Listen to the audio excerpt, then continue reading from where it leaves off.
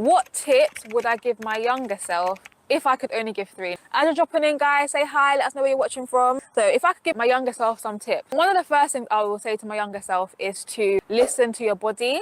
As an athlete, we want to get better. We always want to train. Sometimes you're even through injuries, we want to just keep training. We're feeling pain, but we want to keep going.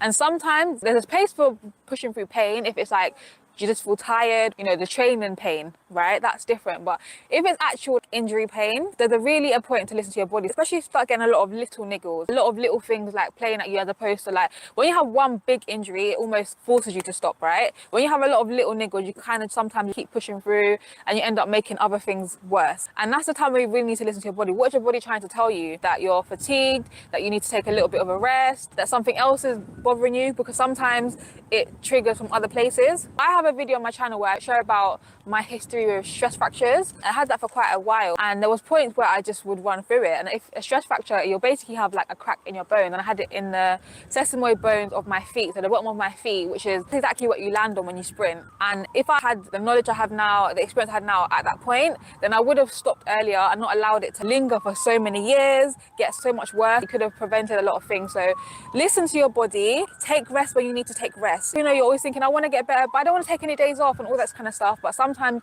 rest is a part of training, and you need to incorporate rest. You need to incorporate proper self-management routine. Are you getting your massages? Are you doing your ice baths if you need to do them? Not saying I do them, but if you need to do them. Are you warming up properly, cooling down properly? So it's really just listen to your body. What's it trying to tell you?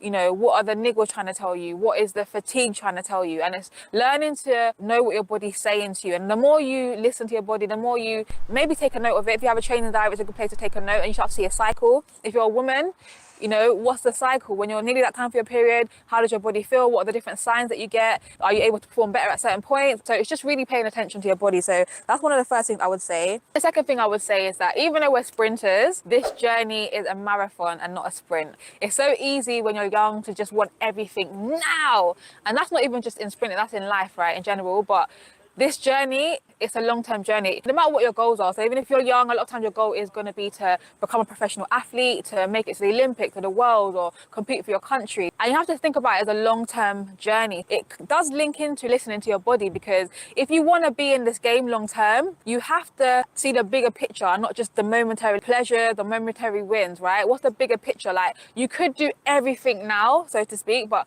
do you leave room to progress? Like, obviously, when you're younger, you're studying, and maybe obviously if you manage to have a proper program, have a long-term plan as opposed to just a short-term plan, that's what your coach is there to help you do. But it's just realizing that the journey is, when you're young, you want to be able to do everything now, and if you're not doing it, you get so frustrated, especially if you do want to become a professional. And even if you don't, and you started as a master's athlete and you wanted to take that for the rest of your life, it's a long-term plan. So if you're in year 1 of that book that might be 50 years, or that book that might be 20 years, then you realize, oh gosh, I've got such a long time to go. So therefore, don't beat yourself over the head, give yourself grace, recognize that you can get better, but that you're going to build year by year, not just trying to rush. And a lot of that frustration can come from when you don't see it as a marathon as opposed to a sprint. We're sprinters, but the journey is more like a marathon, and it's really learning to pace yourself. It's learning to progress year upon year. Give yourself room to progress. Don't try to do everything and you end up injured and you can't do anything. But also learning to push yourself as much as you need to, having the right team around you,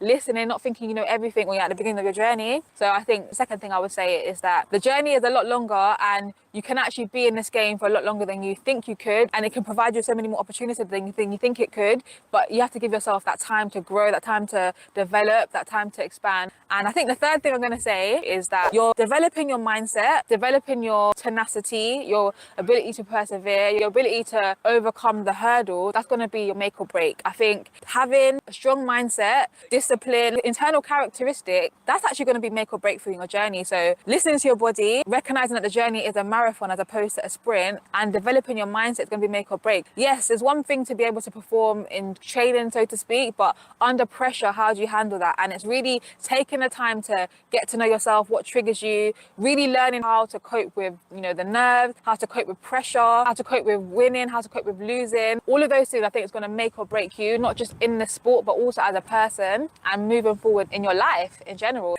Thank you. It's Anthony. Let me know if you watch this back or if you're on the live. Let me know if I answered your question and if those answers are any help to you.